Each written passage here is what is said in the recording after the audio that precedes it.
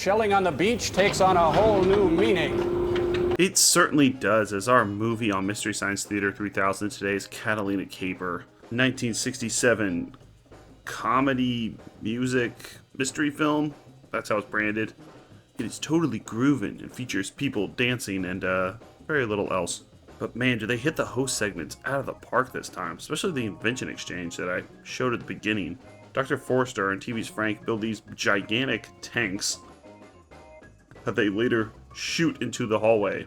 And I don't think they ever use these props ever again. Sometimes the invention exchange is then with just a little torch that they put on a Godzilla doll like they've done before. And other times they'll spend all this time building these gigantic movable tanks. This show really is a treat. You never know what you're going to get.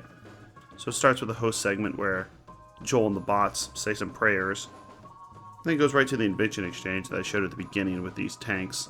And I think host segment 3 is my favorite, where we get to see some singing by Tom, talking about this person he falls in love with called Creepy Girl in the movie.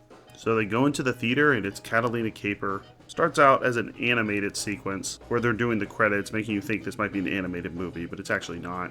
And unlike every other movie they've shown so far, this one has a budget on it. It seems like it was semi-successful, shot in Santa Catalina Island in California, and has a cast of hundreds of people. And features yachts, scuba diving, underwater scenes, and the whole thing looks very good for a Mystery Science Theater movie. But there's plenty to riff on here, especially the complete lack of a plot. The title might lead you to believe this is going to be a mystery.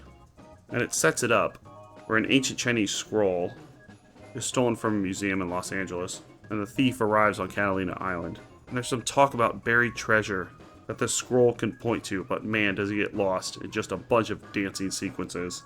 And man, these sequences are grooving. How does this not look like the most 60s movie ever created? But at least there's some fun. At least there's some attractive women. At least there's Little Richard. Yeah, Little Richard does a number here.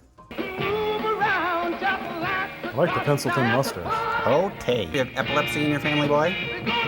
The picture is good, the audio is good. The acting is fine for what it is, but as they keep riffing on this episode, the script is just not there. Like they shot two different movies. One's a teen romance party and one's a mystery revolving around buried treasure. Personally, I was more interested in the buried treasure, but if that's what you're looking for in this movie, you might want to go somewhere else. Maybe watch Thunderball or something. There's going to be tons of grooving. Woo! Come on, check out these sequences. Do it with me. She lost the bone in her neck. Look at that flopping around like that. Now, Joel, was this before Cocoa Butter? Yeah, I think so. A swinging Bob. Little Richard, the only genuine talent in this film. In host segment number 2, Joel talks about what it was like to grow up in the 60s, since he's from the 60s. He was born in exactly 1960. And then we get segment 3, where Kevin Murphy uses his singing abilities.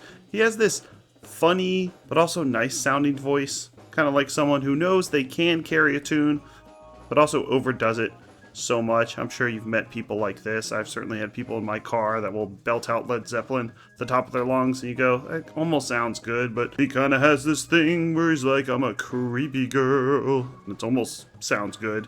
And usually Kevin Murphy's singing during the movies is not my favorite. He'll do it to just fill in time. They've noticed in their older episodes, especially in season 1, there's too much dead air. So they want to fill in that dead air with something. And if they don't have jokes, Kevin Murphy will start singing. However, this host segment is hilarious, as he gets to do a solo song about this girl in the movie that he calls Creepy Girl. Why is she Creepy Girl?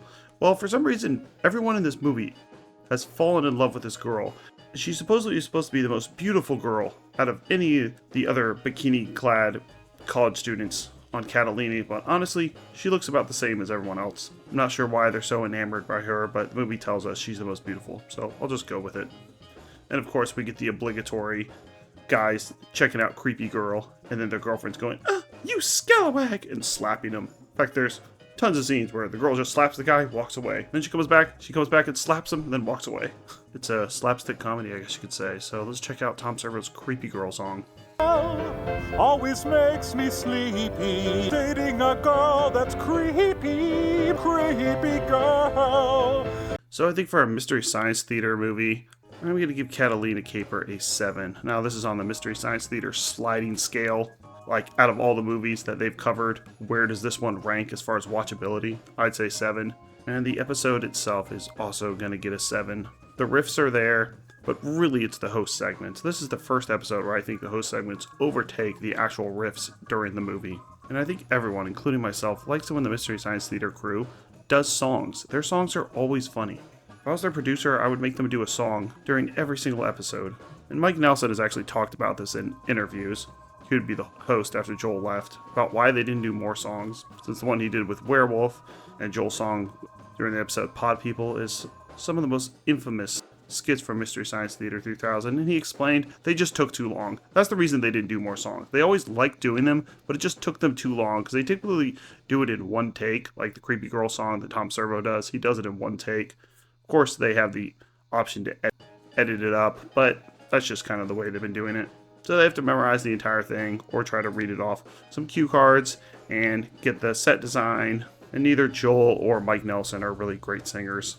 Catalina Caper is a groovin' good time, and it's good to see something besides just horror and sci-fi. Groovin' teenage beach anthem movies? I'm here for it. And we'll see more of this type. Back to movie they're going to cover in a little while. Teenage Strangler is very similar to this one. Teenage Strangler might sound like it's a horror movie. No, it's a bunch of kids that are grooving at the local diner. And it's the type of movie that they will never make again. You get some nice underwater shots where they're scuba diving, which I'm sure was a pain to film in the 60s. And a chase scene at the end where everyone falls into the water. Well, let's just say this Catalina Caper is never officially solved. Next up is episode 205, Rocket Attack, USA.